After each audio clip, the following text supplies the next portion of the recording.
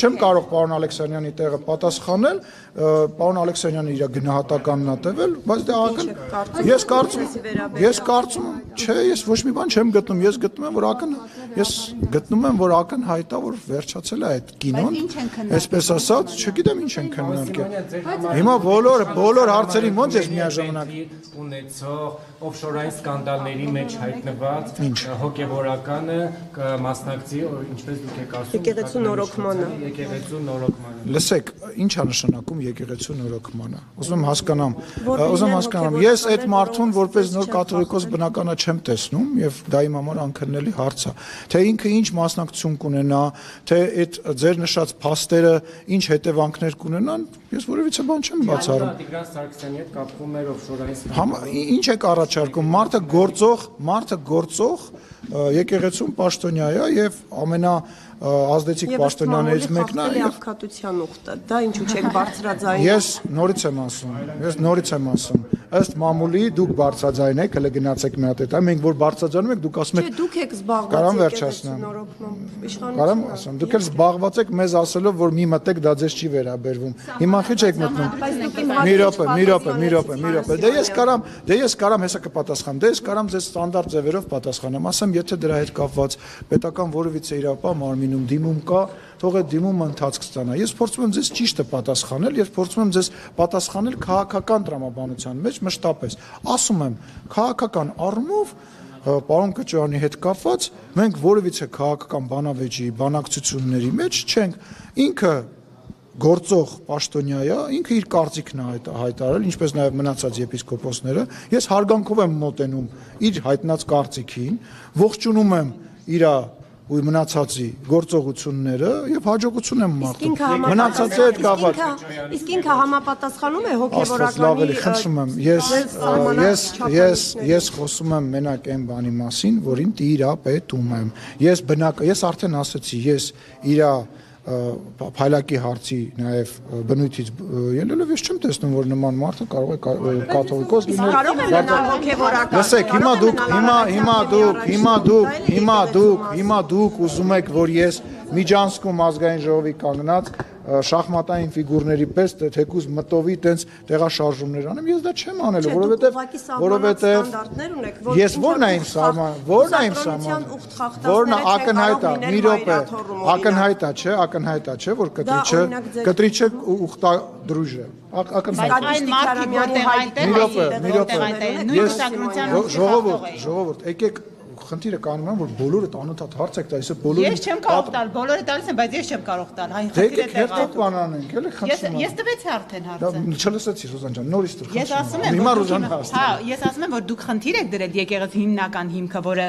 արշավը իրականացում կաթողիկոսի դեմ դա կուսակրոնության ուխտը խախտելն է Հիմա դուք հավաքել եք հոգեվորականների եւ Փաշինյանը հանդիպում է հոգեվորականների հետ որոնց մեջ ըստ մամուլի կա Նաև կուսակրոնությունը խախտած հոգեվորական Ինչպես եք մեկի մեղքով մյուսի մեղքը մաքրում պարոն Սիմոնյան Դա է խնդիրը Նախ ով ասեց որ մենք հավաքել ենք ու ով ասեց որ մեկի մեղքով մենք մյուսը մաքրում ենք Այսինքն ուզում եք ասեք որ մեկի համար այդ ուխտադրույժը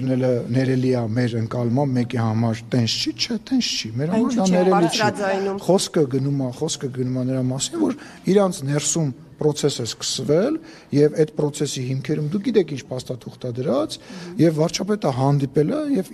իրանց հետ քննարկել է այդ process-ը եւ իր գոհունակությունն է հայտնել որ process-ը սկսել թե հիմա այդ process-ի վերջում այդ սենյակի մեջ կմնա մի հոգի 10 հոգի 5 հոգի կավելանա թե բոլորը կմնան դա ժամանակի եւ գործընթացների հարց է ես հիմա ոչ կարամ կանխատեսեմ ոչ կարամ որևիցե մեկին այս պայն այդ սենյակում գտնվող ինչ թույլ տամ գնահատական տալ որովհետև իմ համար այս պայդրությամբ ֆիքսված երկու բան կա հայտարարվել է որ գործող կաթողիկոսը Կտրիչ Ներսիսյանը խախտել է իր ուխտը այսինքն ունի երեխա հրապարակվել է համացանցում լրագրողներ հրապարակել են լուսանկար ինքը դա չի մերժել չի հերքել որտեղ նման բան կա ինչպես նաև շատ ամոթալի բան է հայտնվել համացանցում որը ես չեմ ողջունում ու շատ դատապարտում եմ կապված Արշակ Սրբազանի հետ կապված, հա, որը նույնպես այս պայծրության փաստ է, մնացածը ոնց կգնա Եթե Հայկանի առաջնորդի հետ կապված եւս Հիմա Շողիկ ջան, գործընկերները արդեն դժգոհում են քեզանից։ Խնդրում եմ, արի հերթին, էլի։ Ճնշումներ արդյոք չի եղել։ Խնդրում եմ, էլի, չգիտեմ, նույնիսկ չեմ լսում ան։ Չէ, մի րոպե, 24 Ճնշումներ արդյոք չի եղել նրանց նկատմամբ, որովհետև նրանք ընդամենը մի քանի օր առաջ կամ ամիսներ առաջ լրիվ բան էին ասում եւ ասում են վեհապարի կողքին ենք եւ այս գործընթացը ոչ թե կաթողիկոսի դեմ, այլ Փաշազադեից ուղղորդված գործողություն է եւ հանկարծ այդ նույն սրբազանները հիմա այլ ինչ որ նամակ են գրում Փաշինյանը։ Ես համարում եմ, որ ինֆորմացիան, որ անընդհատ գալիս է եւ գործընթացները, որոնք որ տեղի են ունենում, հա, դա տեսեք դուք սկզբից ասում եք, դուք գնացիք կեղծ պատարագ արեցիք, Տեր Արամը կարգալույց է, հետո մենք գնացինք այլ եկեղեցում պատարագի, որտեղ արդեն ոչ կարգալույց եղած մեկն էր պատարագ անցկացնում, ասացիք, հեսա իրան կարգալույց կանեն եւ այս պատարագը վերջացնեն։ Եվ այս պատարագը նույնպես դուք կարողանաք մեկնաբանել որպես, չգիտեմ, ինչ որ անօրինական բան, հետո թեմի առաջնորդը եկավ, հետո երկրորդ թեմի առաջնորդը եկավ, արդյոք սա ճնշում է։ Հետո շատ մարդիկ հավաքվեցին, հետո տեսանք, որ ավելի շատ մարդ հավաքվեց, հետո մարդիկ տարբեր գյուղերում, տարբեր մարզերում սկսեցին մոտենալ։ Ինձ թվում է այս ճնշումը կա, եւ այս ճնշումը, ես ցավում եմ, որ այս ճնշումը, ճակերտավոր ճնշումը, միայն եպիսկոպոսների գիտակցության վրա է ազդել, իրանք տեսել են, որ այո, իրոք խնդիր կա, եւ այդ խնդիրը մեծ է, որովհետեւ իրականում այս ճակերտավոր ճնշումը կտրիչ Ներսիսյանին պետք է անհանգստացներ, որովհետև ակնհայտ է, որ այլևս եթե նույնիսկ վաղ ընտրություններն եւ մենք իշխանություն չլինենք, այլ իշխանություն կա, այլևս ակնհայտ է, որ անհնար է եւ նույնպես վաղաշաբաթի ընտրությունները, հա, երբ որ բոլոր Ռուսաստանաբնակ տարբեր կերպարներ, ընդեղի դաշնակցական ուժեր, Ռոբերտ Քոչարյանի, Սերժ Սարգսյանի ուժերը, եկեղեցականները ցուցադրաբար գնացին, քվեարկեցին, իսկ մենք 57-58%-ով այնտեղ հաղթեցինք, սա նույնպես ճնշում է։ Սա, եթե Կտրիչ Ներսիսյանը չի հասկանում, ես կարծում եմ, որ սա եւս մի պատճառ է, որ ինքը եթե այդքան բանը չի հասկանում, ինքը հաստատ իր տեղը չէր։ Լսեք,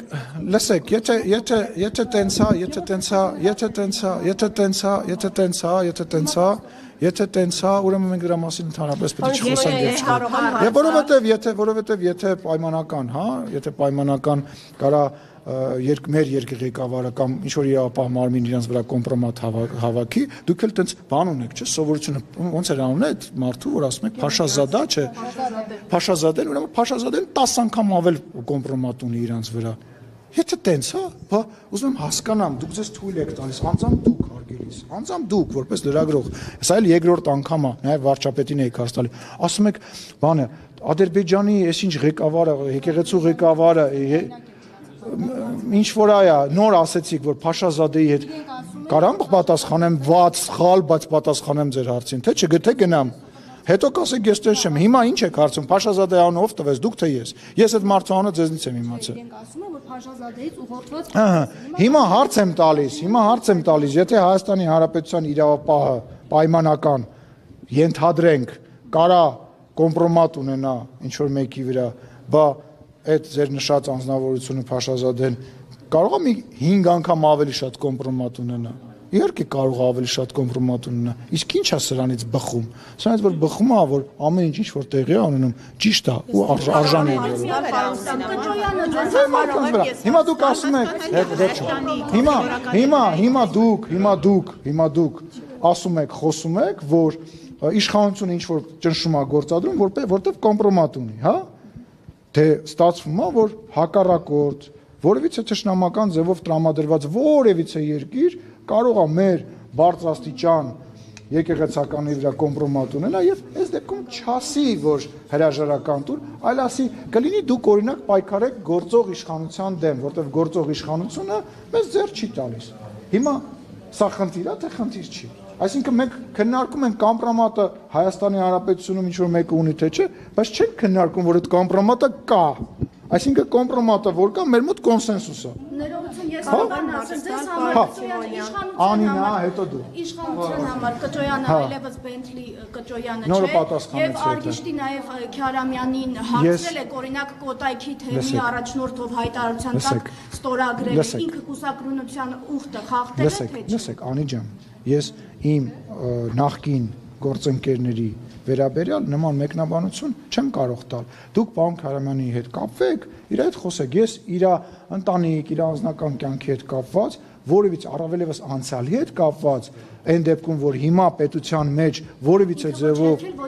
խնդրում, բայց ես ճիշտ ես համարում, որ ես ինչ որ հիմա մարդուն, որը որ ստեղ չի, որը որ պաշտոնյա չի, ես իր ընտանիքի հետ կապված մեկնաբանություն տամ։ Ես դա չեմ անելու։ Ես իմ կարծիքը ընդհանուր գիտեք բոլորը